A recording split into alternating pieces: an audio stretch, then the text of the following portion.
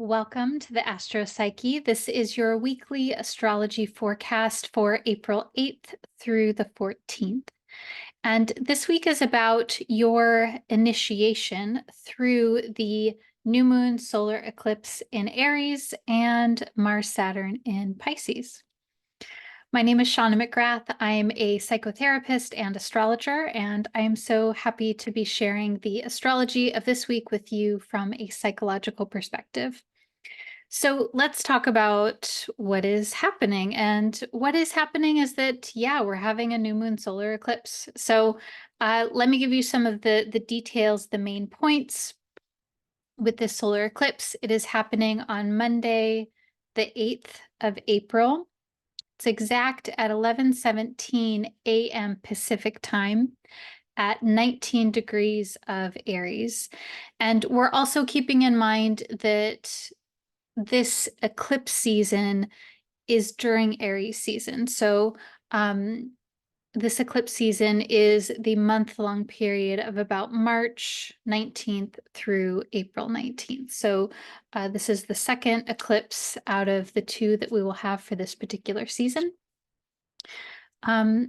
And so also kind of to sort of contextualize, what does it actually mean symbolically when we have an eclipse? So eclipse comes from the Latin word eclipsis, which means cessation or obscuring of a celestial body by another. And so there is this theme around something stopping or being completed, or something maybe sort of being paused in some way. We're also thinking about or at least, I don't know, I'm thinking about the word obscuring, in that one celestial body is being obscured. And obscured means to darken, to dim, to hide, to make mysterious or indistinct in some way. There's this tone of the mysterious or the unknown. And so these are themes that come up that are inherently encoded into eclipse cycles, eclipse seasons. And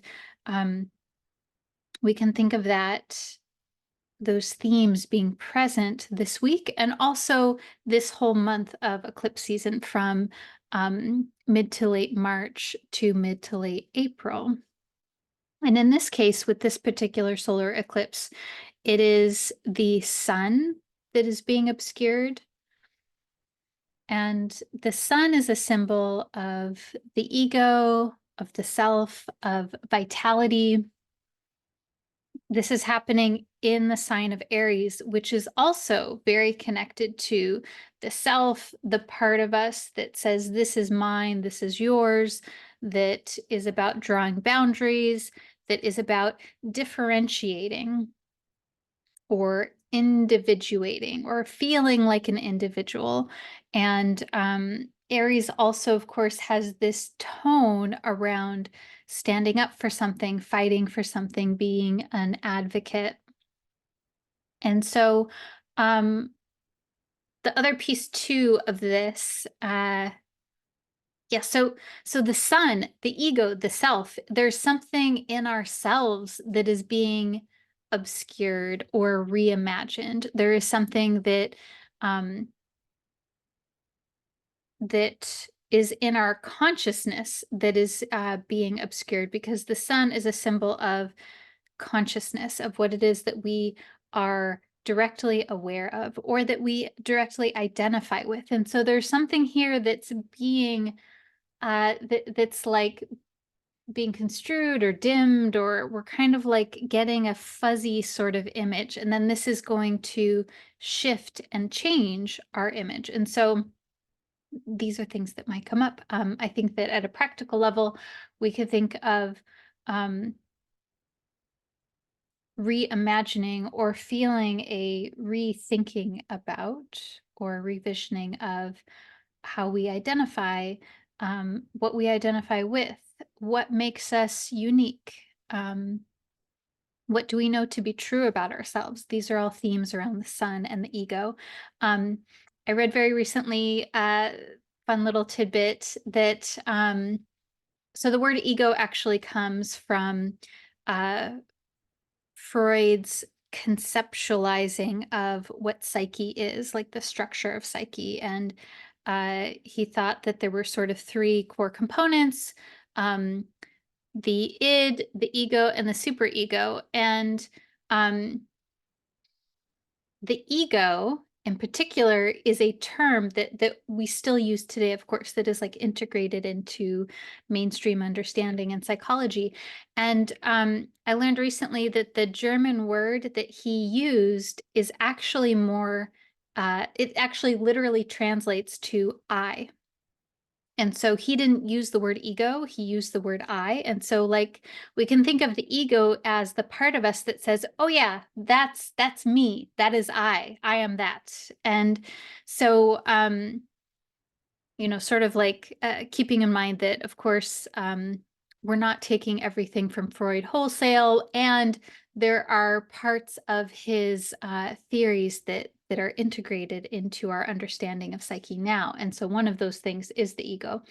And I think that we can think of the sun as the part of ego in that, not that it's like egotistical, though of course, that may resonate, but more so that the sun tells us about the way that we say like, "Oh yeah, that's me. Like I am that and I identify as that and I see myself in that."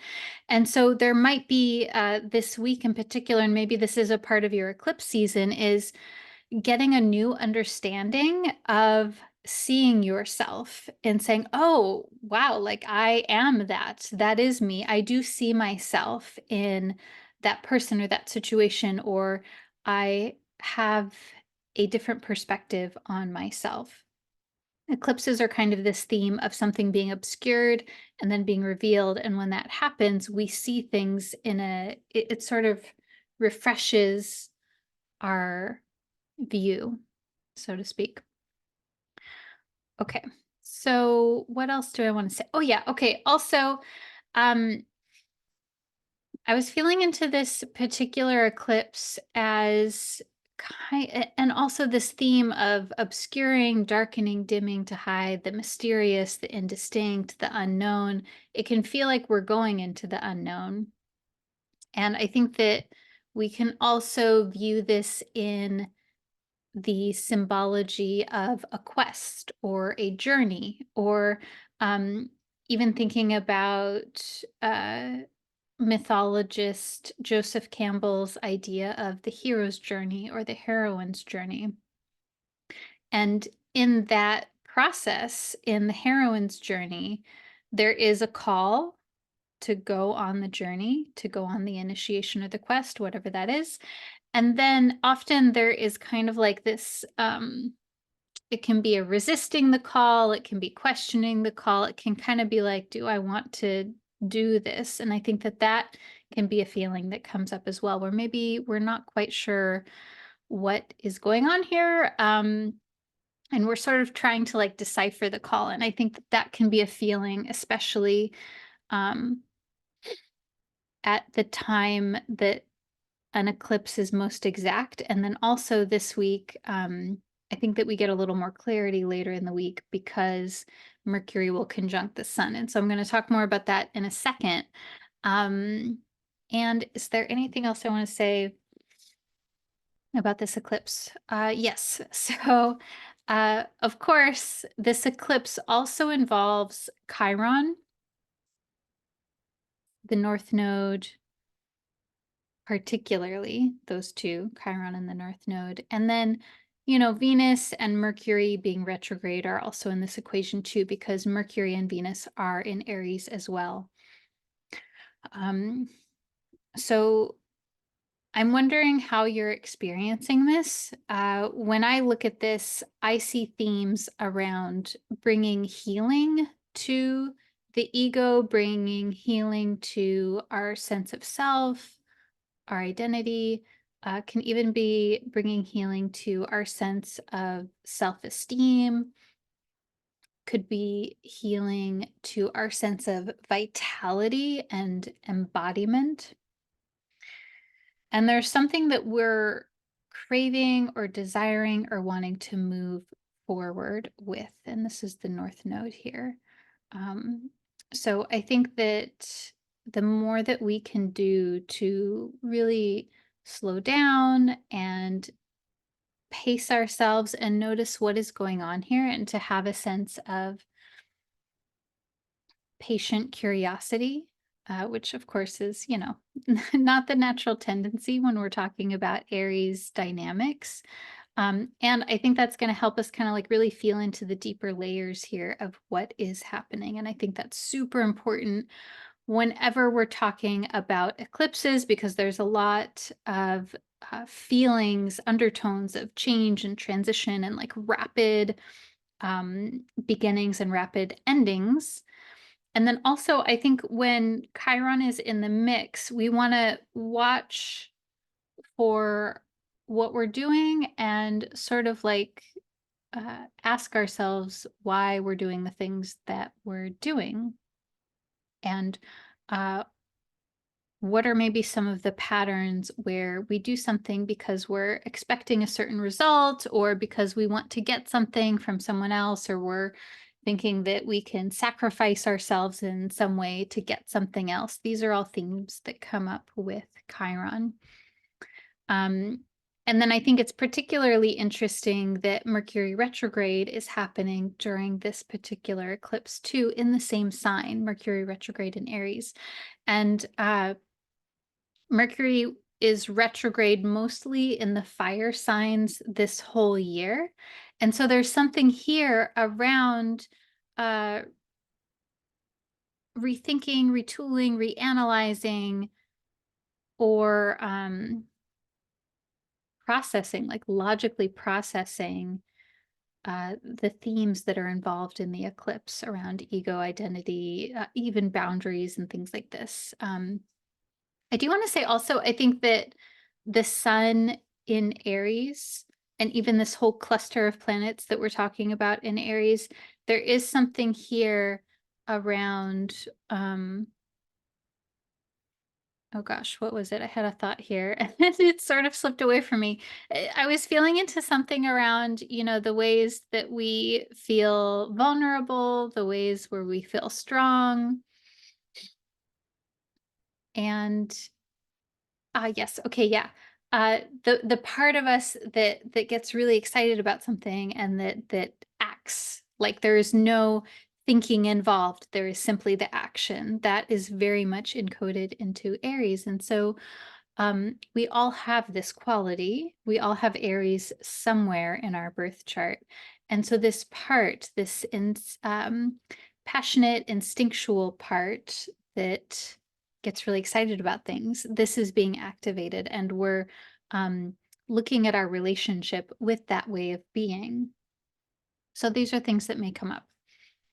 Now, the other piece of what's happening here is that Mercury this week will conjunct the sun in Aries. So this happens on Thursday, the 11th of April. It's actually exact in the afternoon at 4:03 p.m. Pacific time. And I think this is always an interesting day to note when Mercury is conjunct the sun.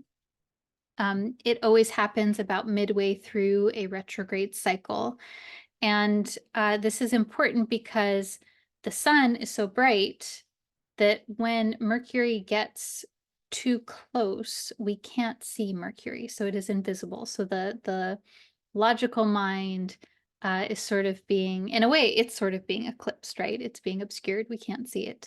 And there is this moment where at the conjunction, there's sort of this meeting and melding, and we can see things very clearly, is the idea, is the symbology astrologically. So I would just notice what you notice this week, but especially Thursday, the 11th, that there may be some sense of clarity or new awareness. It might be subtle. It might come through a dream.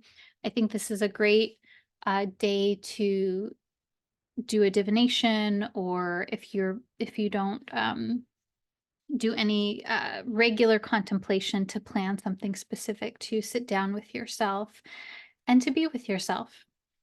and just see what comes up for you. See what is on your mind and on your heart. Now, the other big part of what's happening this week is Mars will conjunct Saturn. This is happening in Pisces, and we've been already warming up or turning up the temperature on this transit of Mars conjunct Saturn.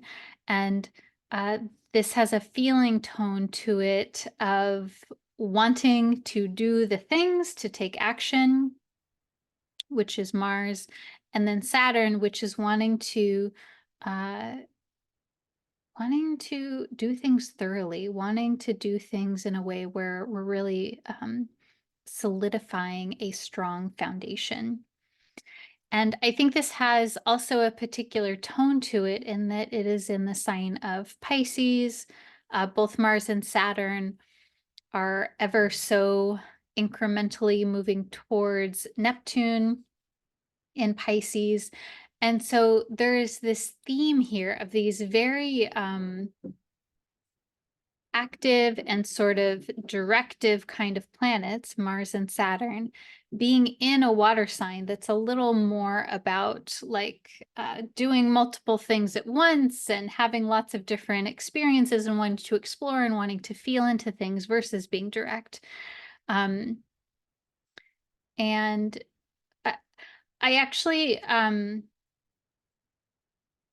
yeah, in some ways, I quite like this because I think of Mars Saturn as being very strong and emboldened, and that can help us to sort of bolster ourselves or to um, help us to feel brave or strong and to do so in a way that is still rooted in the feelings in Pisces, still rooted in empathy and compassion.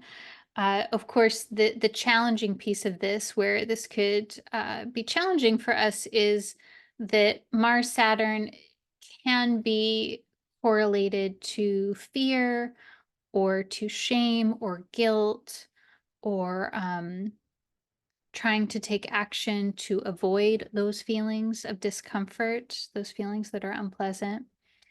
And so, of course, that depends on your makeup psychologically and then also your own birth chart. So I would just kind of, like notice how you're feeling, like always, of course.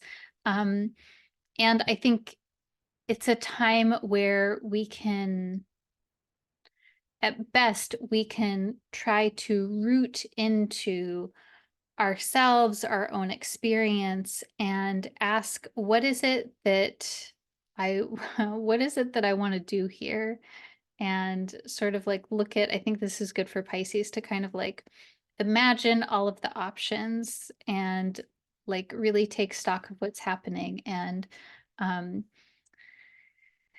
I think when we have a Pisces situation, there can be a tendency to like really tune into what's happening at a feeling level, but then sometimes the details get skewed. And so I think because of Mars Saturn, because it's Mercury retrograde, because it's an eclipse, we know that there is a lot that we don't know. And so we can proceed knowing that we may have a feeling about something, but we might not have all of the facts. And that there's probably something that we may be misperceiving. And so, how can we create a sense of safety, security, emotional regulation, so that we can be with what's happening, so that we can process the things and then act once we feel like more of a sense of groundedness? Okay. I hope that makes sense. And yeah, I wonder how you're doing with this. I know in my practice we've been doing a lot of talking about this eclipse and eclipse season and Mercury retrograde and all of the things. And so I think I think this can be a time also where we spend more time in contemplation and being with the energy, especially when it can kind of feel a little chaotic and feel like everyone's rushing around. And in those cases, sometimes it helps to take a beat and to see what's coming up for you. Okay, so I'm pulling a couple of different cards here. And I feel like there was like, oh yeah, there was like a couple other things that I wanted to say here about this as I'm shuffling. So as I was preparing for this video and feeling into the astrology, I was thinking about how Audre Lorde said that self-care is not about self-indulgence. It's not about self-indulgence. It is about self-preservation. And that is an act of political warfare. And I really felt this in this eclipse, being in Aries, being oriented, of course, around the sun and the self and the things that we've been talking about. And I think that this is such an important sentiment always.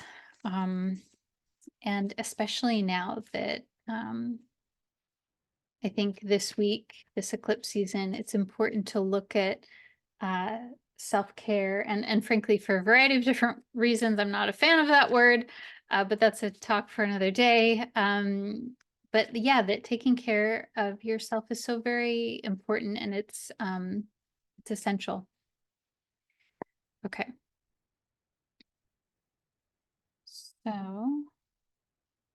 So I have 3 tarot cards here and an oracle card. So the first one is from the Sacred Earth Oracle, and I pulled the Alliance card, which feels very Martian to me. And these cards have all different kinds of imagery. A lot of it is very vibrant colors. And this one, I'm really particularly drawn to this like cross-quarter kind of situation. So Alliance, I'm going to read from the book for you. Alliance, of course, feels like working together. I'm wondering what you associate with that word.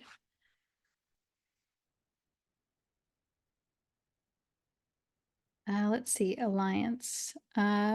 Make the most of your network. Make the most of your connections.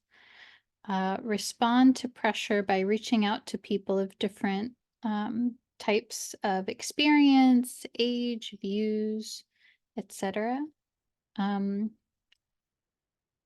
Be wary of being overly selective. A challenge brings a reminder of the place you hold within a system, a network, or a group, and the scope of your influence. Healing can be found within cohesive relationships or a close-knit group. Build strength through inclusion, structure, and connection. Think in 3 dimensions, past, present, and future.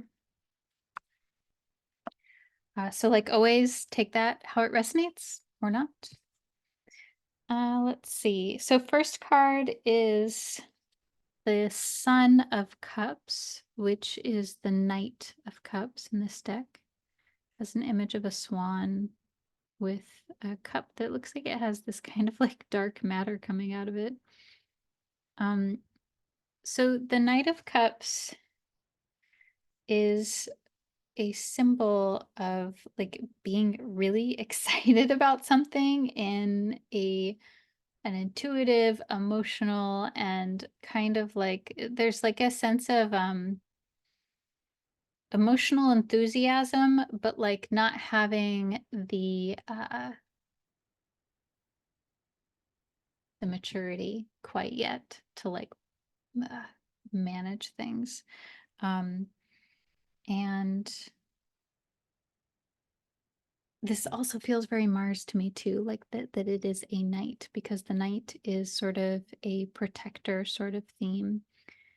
And so there's something here around fighting for something that you really care about.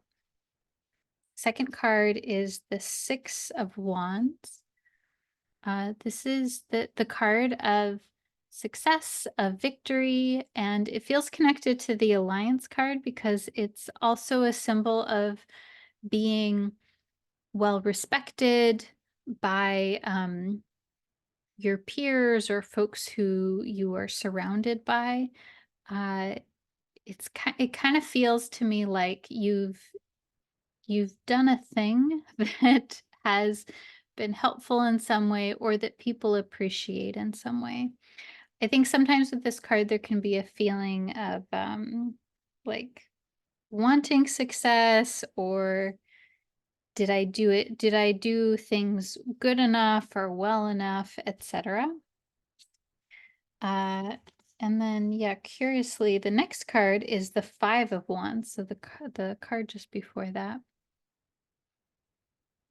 And the Five of Wands is about figuring out compromise or how to work together.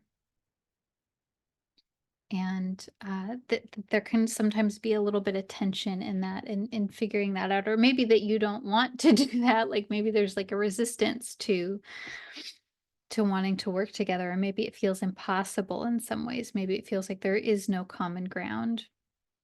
The Five of Wands is encouraging you to, as much as you can, find some way of finding a common ground or a sense of something that will soothe the disconnect, so to speak. Now that doesn't need to mean that you stay connected to a person or a situation that is dysfunctional in some way, but it's kind of like, this feels like, how can you make peace with the situation, really? That's kind of what this feels like. And so I think the Knight of Cups is like there's there's a lot of enthusiasm to work something out, to figure something out, and to like be like, okay, we're gonna do this. We're gonna figure this out. And then there's a potential for a lot of success here. And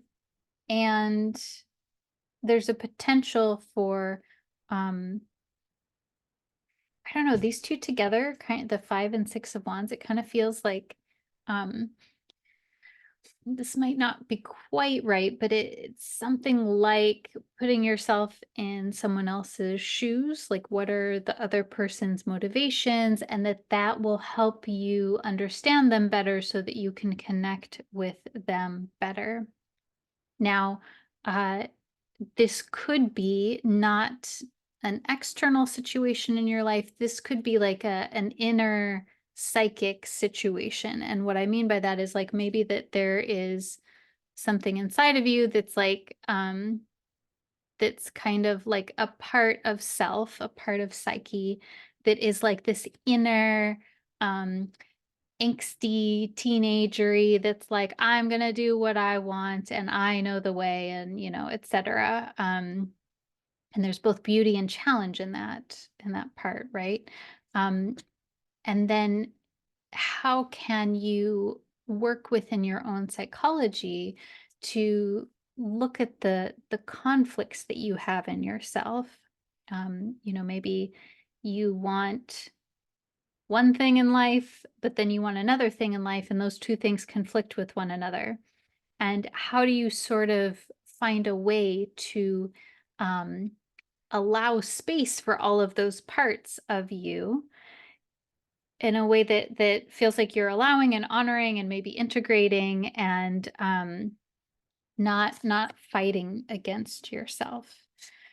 Okay, take that how it lands. I hope that you enjoyed this. I am wishing you an absolutely wonderful and most easeful and chill kind of week. My name is Shawna McGrath. I am a psychotherapist and astrologer, and I do offer depth-oriented psychotherapy with astrology. If you want to find out more about me and my work, you can find that on my website, theastropsyche.com. I will see you soon. Bye.